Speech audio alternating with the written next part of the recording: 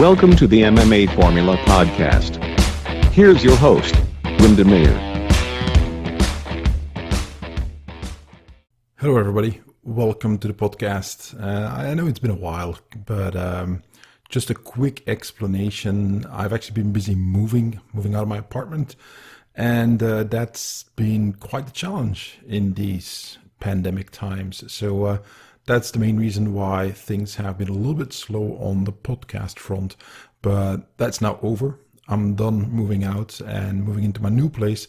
So the worst is over for me on that front, and I can now focus on creating content for you guys, videos, podcast, and so on. So that is the quick announcement that I wanted to make, and also explain a little bit why it's taken so long to get this episode out. It's been about a month and a half now, and a lot of stuff has changed. A lot of stuff has happened.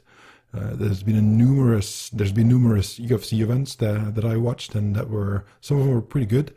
And if you haven't already, check out the YouTube channel in which I do the breakdowns, and then I'll put a link in the show notes so you can get there directly. You can check that out, and you can see that I did a bunch of them. I'm quickly just going over them. Obviously, there was Adesanya knocking out Paulo Costa. That was an interesting one. I did a quick one, and then also a more in-depth one that's about 20 minutes long on my Patreon. And again, the link is in the show notes if you want to check that out and support the show. That'd be awesome. Also, a really interesting one that I liked as well is when Ankalaev had a pretty interesting knockout as well that looked a little bit funky at first when I watched it, but when you look closer, there's some interesting stuff to be said there. Another one I did is a little bit sad, Uriah Hall knocking out Anderson Silva. This is one of the things that, and I'll talk a little bit about something that is related to that near the end of this episode, but it's a little bit sad to see some of the greats to keep on fighting pretty much well after their prime. Now, Silva is obviously one of the all-time greats, but you could see in that fight, in my opinion, that, I think he's 44 now. He's kind of losing a step here and there, and maybe he's not as sharp as he used to be. And this kind of thing is there's no margin of error at the highest level of combat sports. You can't just keep winging it or rely on your talent or experience or whatever it is that you have more than the other guy. It's just not enough. Eventually, you're going to run into trouble and end up like Anderson did, which, again, it's a shame. I really like Anderson as a fighter. He was one of those pioneers, one of those guys who brought something new and exciting to the sport, who was not afraid to do some really creative stuff, like the rising elbow that he actually took from the On Back movie, and that his coach refused to let him practice. So he practiced that with his wife on a pillow. And then before the fight, he said to his coach, "I'm going to do it." And the coach said, "No, you can't. Don't do it. Worst possible idea." He did it anyway and knocked the guy out. That's Anderson. Or behind the leg kicks that you can learn, that you can see in some of the Kung Fu styles. So and he'd land that kick. And if anybody else tries that, you'd laugh. And Anderson got away with it and actually did quite well. So it was a little bit sad to see him get knocked out. On the other hand, I kind of like Uriah Hall as well. He's one of those guys, and I've talked about this on my Facebook page. And again, that link is also in the show notes. He's one of those guys that I think will never reach his true potential. As a striker, Uriah Hall has everything he needs to be top 3 at the very minimum, if not champion. He's got everything he needs. But he tends to lack confidence, and he tends to have a hard time getting started. And from everything that I've read about him, the interviews that I've seen with other fighters as well, and there's that famous interview that you can see, the scene that you can see in The Ultimate Fighter, where he kind of asked Chael Sonnen how he deals with the stress and the adrenaline and the fear of fighting, and it's very telling. In my opinion, Uriah is one of those guys who always struggles with that, and it kind of fluctuates throughout the fight. If he does well, it kind of grows, but if he gets punched in the face or he eats a few techniques, then he kind of has a hard time getting started again. And in this fight, there was some of that, though I think he was mostly also being very careful not to fall for the nonsense that Anderson likes to throw at people just to distract them from what he's actually doing. And Uriah was pretty smart in the way he approached it. A lot of people were criticizing him because he wasn't as offensive as people thought he would be, but he countered well, and obviously eventually he got a knockout. So anyway, I'm rambling on a little bit. I don't want to talk too much about that. The main point is that I haven't done nothing with MMA Formula during all the preparations and then eventually my move, and most of that content is on the podcast. Now, at the same time, I've also made the website, which is MMAFormula.com, so you can go there. And as an aside, if you as of right now, and for all future and past episodes as well, if you're looking for show notes, just go to MMAFormula.com / and then hit the number of the episode. So this is episode number 3. So if you go to MMAFormula.com / 3, the number 3, then you'll find the page where you can listen to the podcast and also watch all the links to the things that I'm mentioning here. So it's just something that I like to do so people can get a better idea of what I'm talking about, and also that you have the references that I'm pointing to, just in a nice and handy list to follow up on. So that is that. So it's a little bit of some of the stuff that I've been doing. A little while ago, also had a really good time being interviewed for the Martial Culture podcast of Coach Rene Dreyfus. And Coach Rene, he runs Radical MMA in New York City. A really great guy. We haven't met in person yet, but we got along just great, and I really like his approach. He's a smart guy. He's very experienced, very, very experienced. Has a really good take on the grappling game that I like a lot.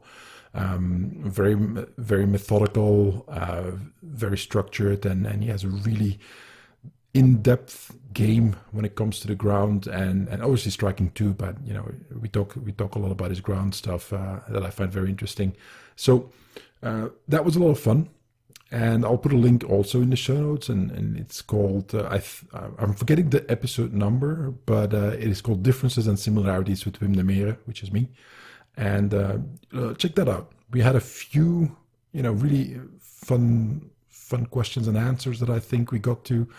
And the back and forth was very interesting for me as well. I enjoy Rene's take on things. And there's one thing I wanted to talk a little bit about here. And I mentioned that already in that episode, but I want to expand it a little bit on that topic here. Why? Well, it's one of those things that it's very easy to miss if you haven't trained for a long time. And when you are in the thick of it, when you're in the phase where you're learning and practicing and so on, so let's say the first 6 months to a year, and then the first year to 4 or 5 years, up until the point where you start competing. So that period, that's what I'm talking about. So here's a question for you guys. So how would you train best so that by the end of that period, so when you get to year 5, for instance, and you start competing, how should you train so that you are ideally positioned to excel when you enter competition?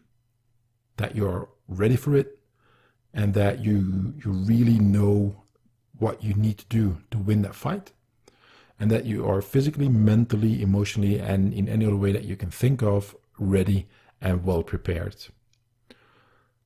That is normally the question that your coach needs to answer up front. So it's the job of the coach to guide you from point A to B. Well, actually, it's point P or Q, or however you want to call it, because there will be a lot of steps along the way. But that's the coach's job. He needs to know that there's a certain track that he is putting you on, and if you follow that track, eventually you get to the point where, all right, you can compete. Now that is the first big phase, and then we get to the phase where you're competing, And then you have either an amateur or an amateur and professional career. And that also has a path. There's a track that you're on there where you will experience certain things that eventually will lead you either to success or failure.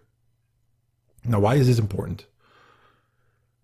If your goal is to end up being a professional fighter, the things you do very early on in the process, and then I'm talking the first, 1, 2 to 6 months, some of the things you do there will impact you for the remainder of your career.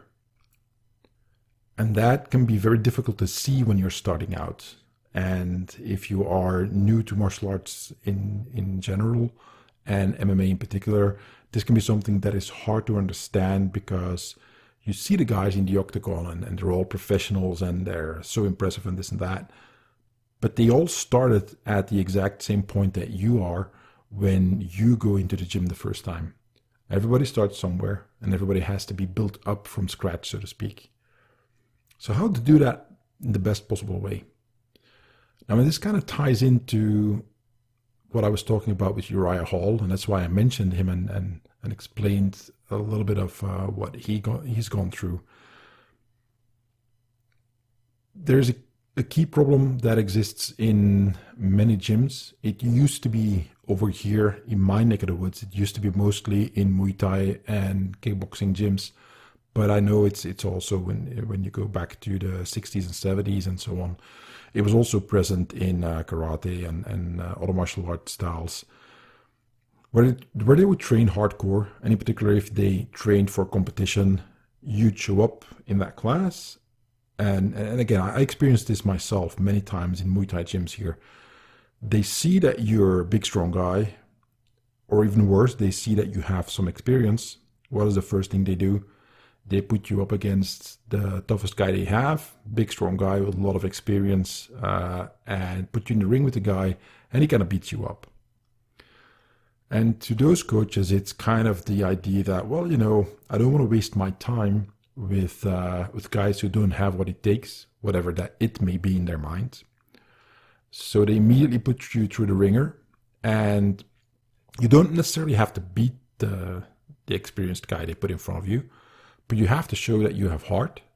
You have to show that you can take a punch and that you're willing to give one and that you're willing to go for it. Now, that is one way of starting somebody's training. I'm not saying it doesn't work, but you automatically will weed out a lot of the people who are not mentally strong or who don't have like a fighter's instinct or a fighter's mindset. You will get a lot of the guys who tend to be strong-willed and or maybe aggressive and so on, which in a fighter is all good. Those are good traits to have. So my point is not that it doesn't work. My main point is that it's an elitist way of training people. And if that's kind of coach you are, fine by me. You do your you. But in my opinion, it also misses a lot of talent that way, because you will drive away the people who may not be instinctively the best possible fighter right out of the gate, but with a little bit of training and with a deliberate process to tease it out of them, might actually become championship level fighters. And that's what I want to talk about here. So how would you do that? Well, one of the key issues is the reaction of the human mind to stress, and in particular the stress of fighting. And it can be a small fight, just a little bit of a scuffle. It can be a big fight in a sparring session what you have in your gym where you guys are really going all out. And then there's fights, obviously, in competition. You compete in the cage and you're standing there in front of the guy who wants to bash your head in. And kind of the final point is obviously war or a self-defense situation in which your life is on the line. So all these kind of situations have obviously been happening for millennia, and the human brain kind of developed a way to handle that. So long explanation short, there's a part of your brain that is going to get triggered when you enter a situation in which there's violence.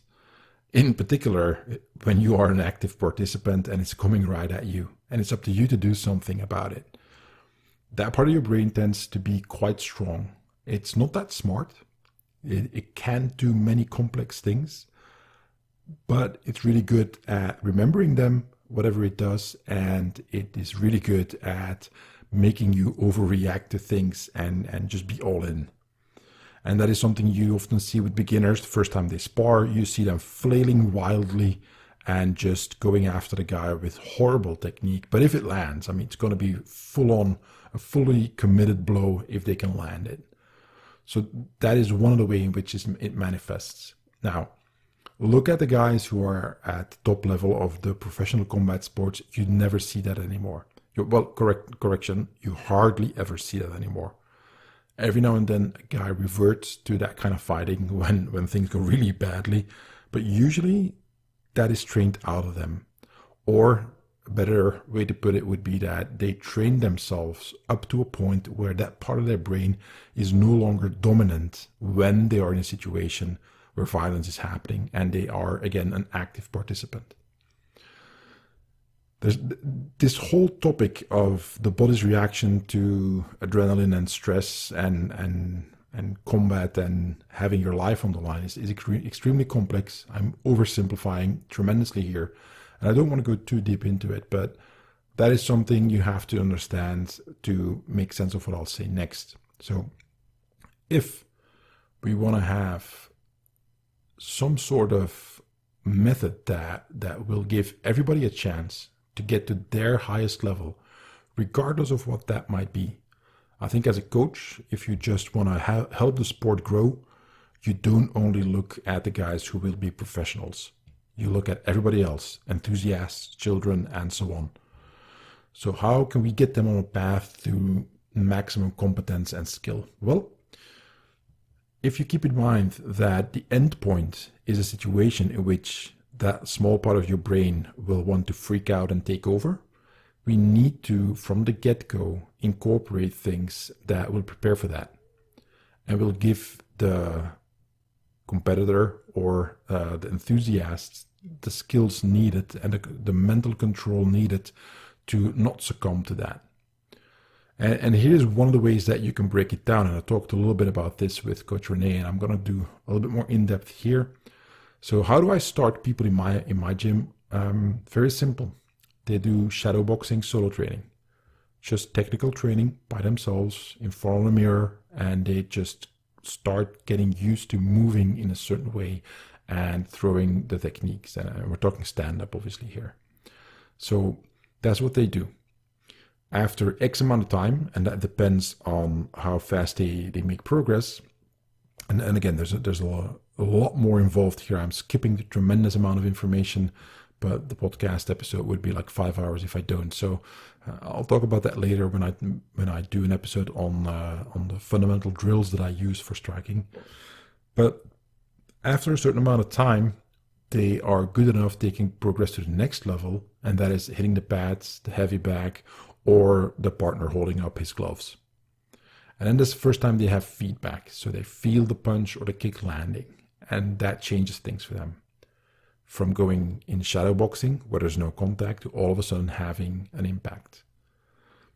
They adapt to that, and they can learn to do their techniques better, because it's new information. The technique is exactly the same as they were doing in the shadow boxing, but all of a sudden they have to incorporate the feeling of hitting something and the structure that forces upon your body to have good techniques. They do that, and after a while they move on to the next level, and that's working with a partner who is going to actually parry and block. So it's no longer holding pads or hands. The new student has to throw his techniques, punches and kicks and so on, at his training partner. And that training partner at first is just going to block and defend. So it does. And then you tend to see a lot of guys miss because they have no idea about distance. Their timing isn't good. And obviously I put them together with somebody who's been training for a while, so that for the other partner, he's just working on defense and he shouldn't have a hard time. It's a good warm-up for them. But for the new guy, he's discovering that there's a whole lot more to actually landing a punch or a kick than hitting the back, hitting the pads, and so on when people are working with you. Soon as the other guy isn't cooperating, everything changes again. And it's a little bit more stress. And that's the point of all these steps, is slowly adding stress and intensity. So let's say that they can do that.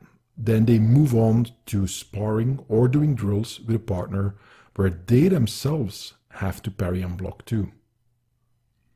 So, and this is in particular true with the drills. First, I have my new students do drills where they throw combinations first at the hands or the pads, and then the partner does that to them. But then next, they have to defend against that combination. Parry, parry, block, duck, evade, whatever. But there has to be a specific or more than one specific defensive actions. So they get used to punches and kicks coming at them, which is another level of intensity. And then they get to some light sparring, and at first the partner only does defense. So it's no longer just throwing prearranged techniques, but it's just free. You can spar, it's not full on, but the partner doesn't attack. And then again, they find out that footwork is actually a lot more complex, and when the other guy can feint one direction and go off in the other one, it's kind of hard to keep track of him and pin him down so you can land your shots. So they learn some more. And the next time, the light sparring is the same, but this time the partner can counter. And the new guy discovers all the times that he drops his guard is with his weight too much over his lead leg and he's going to eat the leg kick, or when he's too slow in retracting his punch and then he gets nailed for it, and so on. And after a while, when they get comfortable doing that and they no longer have those basic mistakes, then we get to light sparring, but it's totally free this time. So not a lot of force, not a lot of speed and power, but both guys can punch and kick in whatever way they want. So that means that the new guy is for the first time placed in a position where he's on equal footing with the other guy except for experience. So the older student, the more experienced student, is going to fight pretty much like he normally would. He's only going to hold back a little bit, obviously, but he has no limitations in that he only can defend or he can only do certain techniques.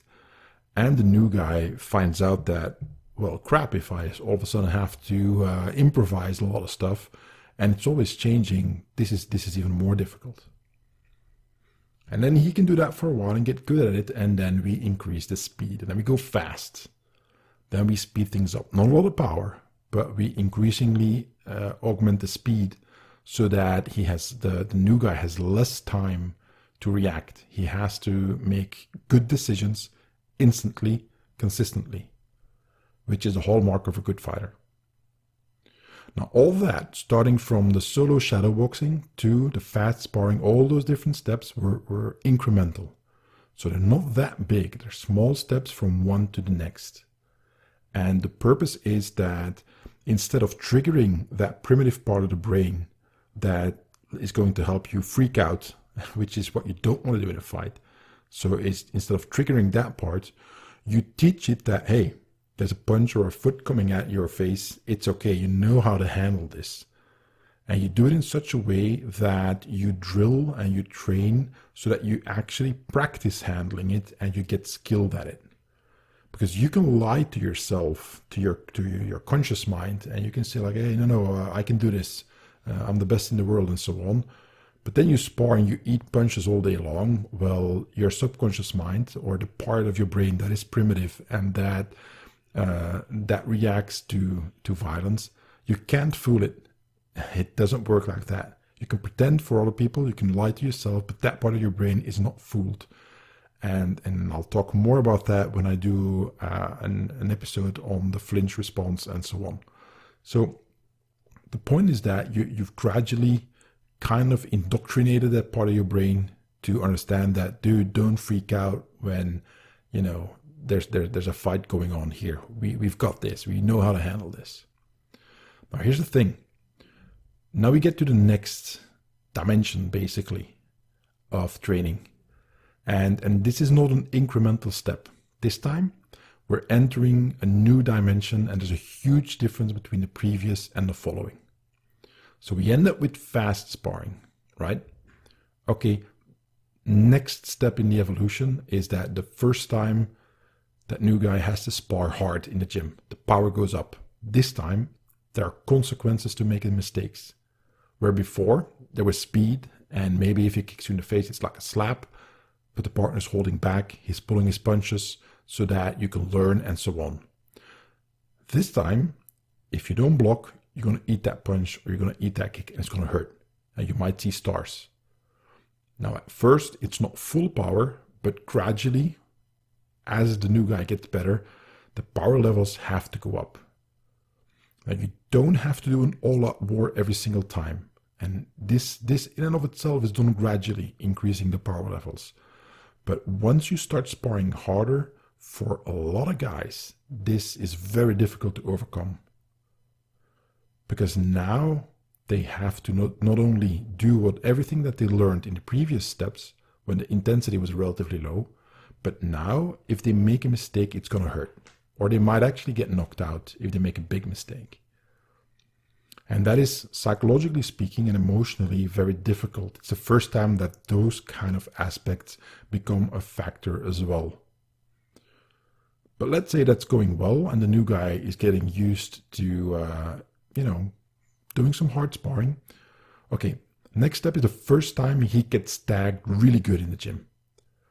It's a hard sparring session, and so far everything was going well, and he was getting more experience and so on, trying new things, and it was working.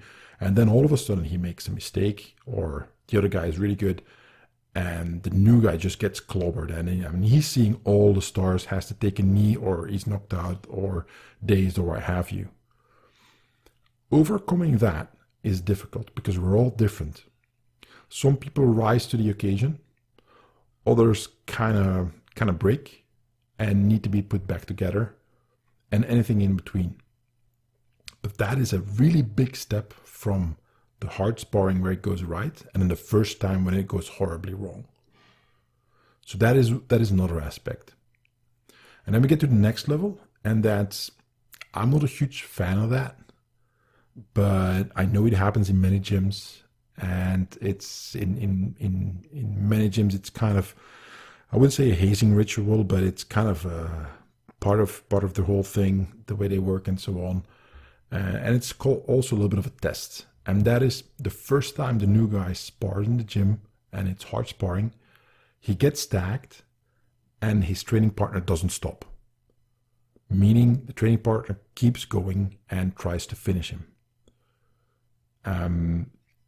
There's some good examples of that online where you see that there's I think it was Silva. He was kind of light sparring with a guy, and the guy does an axe kick or something along those lines, and Vanderlei just goes nuts. He goes apeshit and he tries to knock the guy out, and he's really going at it.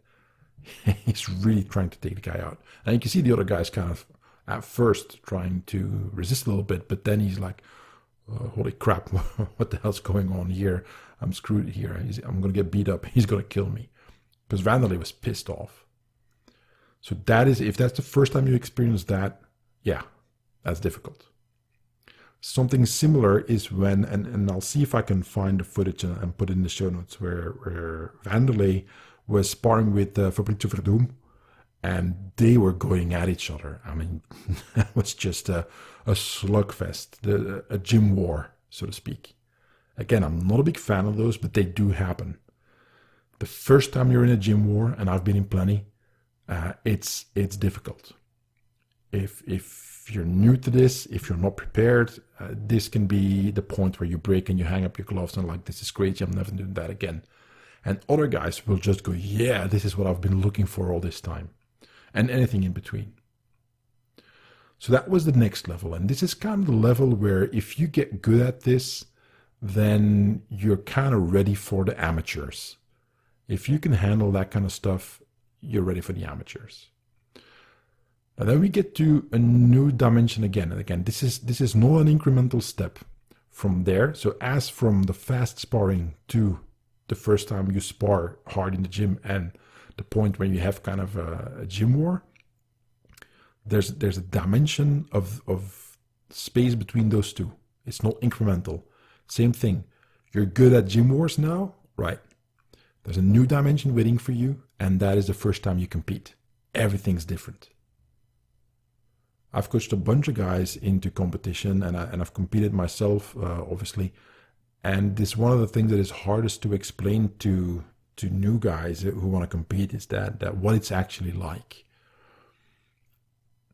The first time you compete, it's unlikely that you'll do really, really well and that you'll be able to pull off everything you can do so well in the gym, even in those hard sparring sessions. Because of adrenaline, because of this, because of that, and so on. But mainly because this is the first time you're facing a guy whose sole job it is to take you out. And even if you're sparring with a guy who's an asshole in the gym and he doesn't like you and you don't like him and you guys go at it, even then, the coach is there. He's going to step in if it gets out of hand. The other guys are there as well. They'll do the same thing. And that is somewhere in the back of your mind. But the first time you compete, you know that he wants to take you out. Not just anybody, but you. So it's personal. And you have to do the same to him. And that is, psychologically speaking, very different than that part of your brain that is so primitive and that reacts to seeing violence come your way. That tends to want to activate really, really strongly there.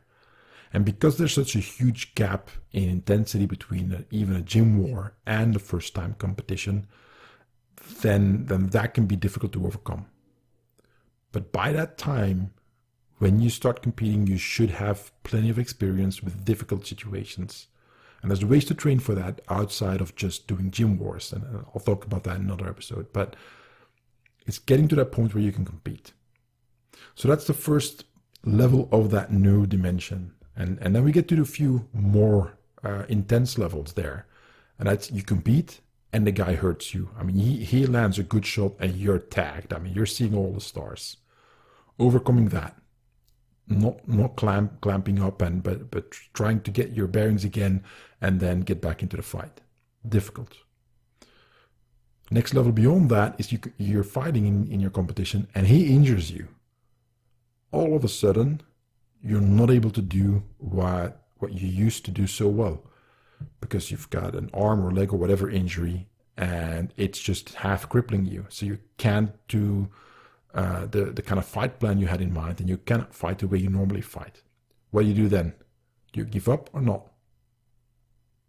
It's being able to handle that kind of situation that is very intense and that is going to have you end up with a lot of doubts all of a sudden while the guy sees that you're injured and tries to knock you out and finish you.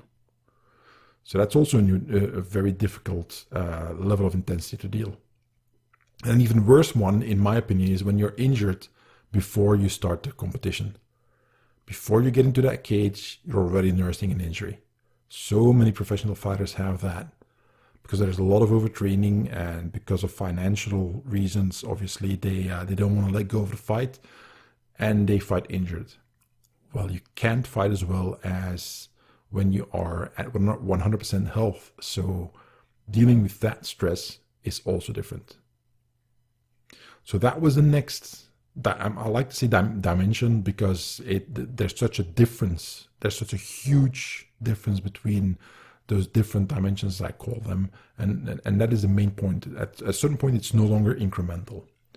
So we get to the last one. And I'll explain this here. There's again a huge gap between fighting injured from the get-go and what we're going to talk about next. So next one. You compete, you're fighting, and you gas out, and the other guy doesn't. You're not necessarily hurting or injured, but that's about to happen. But you're helpless. He seems to have an extra gas tank, and you don't, and you're just hanging on by your fingertips, and it's not going well. Another one is when you're fighting, and you just can't land any shots. The guy's just too good. You can't get through, you can't hurt him, you can't hit him. And whatever you try, it's just not helping. And he's picking you apart at a distance. How do you deal with that? What's even worse is you're fighting and your best shots don't seem to have an effect. And I've been in that situation where you're just throwing your shots as hard as you can, and the guy he just shrugs them off. And that's extremely demoralizing in a way that you can think about it before the fight. Well, how would I react if this happens? And this is true for a lot of the stuff I just said. But when you're in that situation, it is extremely difficult to handle it. Because again, that primitive part of your brain wants to take over and basically tell you like, hey, dude, run away. This is going really bad. So that part of your brain is often called the fight, flight, freeze part of your brain. There's actually more to that. There's also posturing. There's also submit and so on. And again, in future episodes, I'll talk about that. But that part of your brain is going to tell you, like, it's going to be screaming, like, dude, stop fighting, run away, give up, because whatever you're doing to him, it's not working. He's just shrugging everything off. So you're about to die here. Now, this part of your brain is not rational. That is a key. It has nothing to do with your rational mind. It's a much more primitive thing. So, and there's one more that I want to give, and I mean, there's plenty of more steps along the way, but I've been going on for quite a while, and I want to finish this with this, is that the last level that I think is so hard to get over is when you're fighting, and after a few exchanges or after a round or whatever, you realize that you can't beat this guy. He's better than you. He's going to knock you out. And this is why Justin Gaethje fighting Tony Ferguson, if you remember that fight, at a certain point, Tony figured out that Justin was beating him and that he was getting so messed up that he was increasingly less likely to win the fight. And at a certain point, he was just barely able to stand up, and we all know how it ended. But when you take a beating like he did, and he took a beating in the octagon, when that happens to you again and again and again for minutes on end, for rounds on end, being able to hang in and keep going, again, that is once again a dimension apart. Now, contrast that. So imagine that you're Tony Ferguson and Justin Gaethje is beating the crap out of you for what was it, 4 rounds, 5 rounds, I don't remember. And let's say that round 3 is over and you have to get up again and go into the frying pan once more and just get messed up by this guy who, even if you hit him, he's not phased and he keeps coming and he keeps hurting you. Everything hurts. How far is that removed from where we started with the shadow boxing solo drill and then hitting the pads and then working with a partner who doesn't get to hit you back and so on? That's a long journey from there to getting to the part where you can fight a guy and know that you can beat him, and you still have to push through. So the method that I use is that, and it's gradually working your way up to higher levels of intensity. In my experience, skipping steps is going to set you up for failure at the higher levels of intensity. And that is the little secret that a lot of guys don't understand, is that you don't skip steps, because you will need what you learn there later on when everything is on the line. And that's why I have the MMA principles that I've been talking about in the previous episodes, because they're meant to prepare you for those cases. They set you up for things that seem irrelevant at the lower levels, but they're fundamental at the higher levels. There's many such things that, and if you've been sparring for a while, you notice when things are light, when everybody's holding back, or they're just going speed and tapping and making points, as opposed to trying to land shots solidly, you can get away with a lot of stuff that stops working when you are both trying to knock each other out. So, and that's the key point, is if you want to get to those higher levels, don't skip steps. Make sure you do it one step at a time, so that every time the intensity goes up, you're prepared for it as best as you can. All right, so that is what I wanted to say about this part here. Now finally, because we've been going for almost 40 minutes now. Wow. Now I want to give you guys the quick Q&A section that I've teased you guys about a little bit. And I got a question from David on my Facebook page. He sent me a PM, and his question was should I go to one gym where they only do MMA, or should I go to several gyms where they do Muay Thai and wrestling and BJJ and so on? So do you go to an MMA gym, or do you go to 3 gyms, one Muay Thai, one wrestling, one BJJ, or a striking art, a grappling art, and a ground art, so to speak? Okay, long answer short, what I would do, it's 2020 when I'm recording this. Start with an MMA gym. And if you need to, go deeper and then go to gyms where they specialize in one of the aspects or have a specialized striking or grappling or ground fighting style. Why is that? Well, again, it's 2020. UFC has been around for 25 plus years, so a lot has changed since the days of Royce Gracie fighting guys who are pretty much street fighters, or guys who'd never done anything on the ground, and he was just submitting them all. Those days are gone. If you watch the very first UFCs, you'll see that it was very much promoted as style versus style, boxer versus karateka, judo guy versus Muay Thai fighter, and so on. So that was the whole deal. You hardly ever hear anything about that nowadays. There are some exceptions. Wonderboy Thompson has a lot more of a karate and kickboxing background, and that's clear. So you sometimes see that. But in most cases nowadays, everybody's just good at everything, reasonably good at everything. Everybody has stand-up, everybody has wrestling, everybody has a ground game. Some obviously are not that impressive in a particular area, but it's not like they're new to it. It's not like they never practiced that. Whereas in the very first UFCs, you saw guys who had never done anything on the ground, and it was all traditional stuff, or kung fu, or karate, or boxing, and so on. And they just, that's all they did.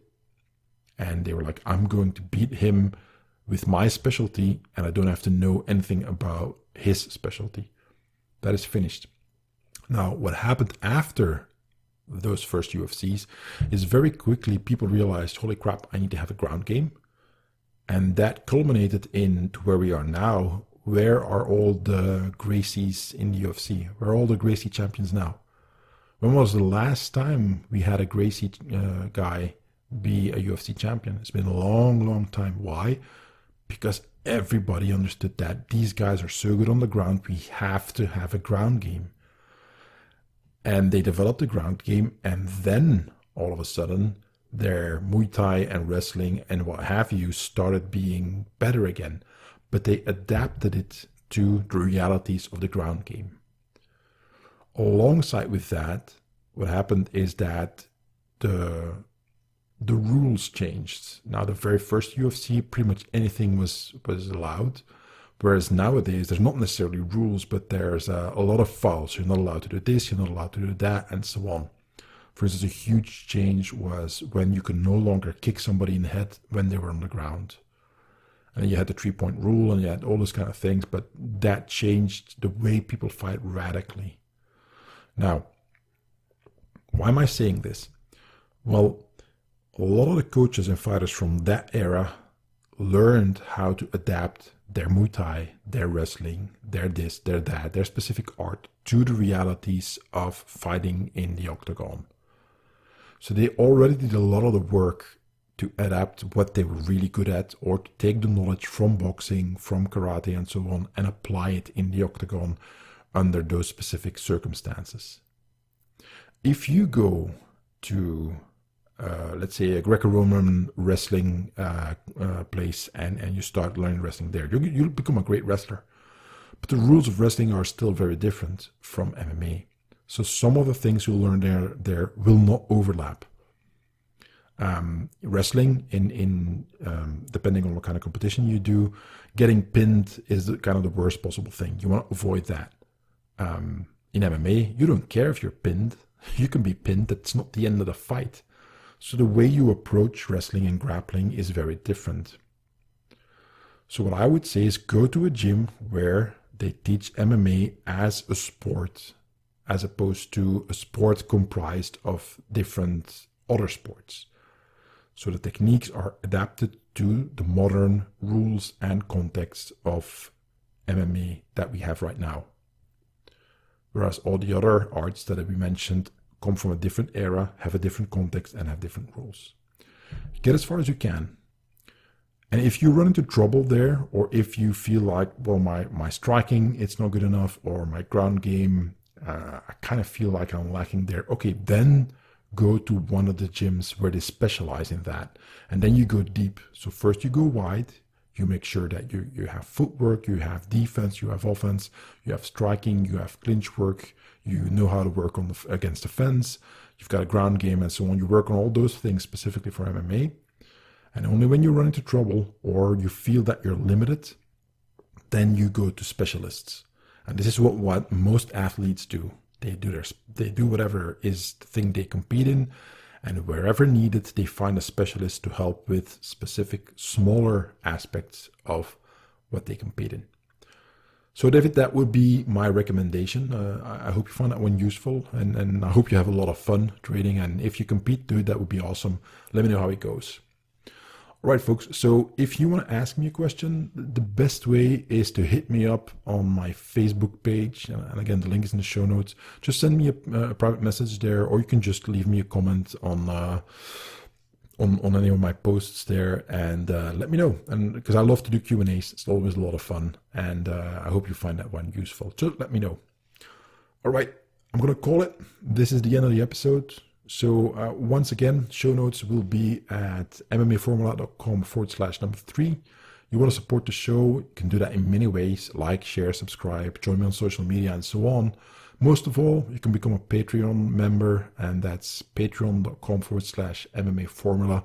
There's a lot of unique content there, in-depth stuff, and there's a lot more to come that I want to give to my patrons to thank them for their support. All right, that's it, guys. I am going to call it, and I will talk to you next time. Take care. Bye-bye.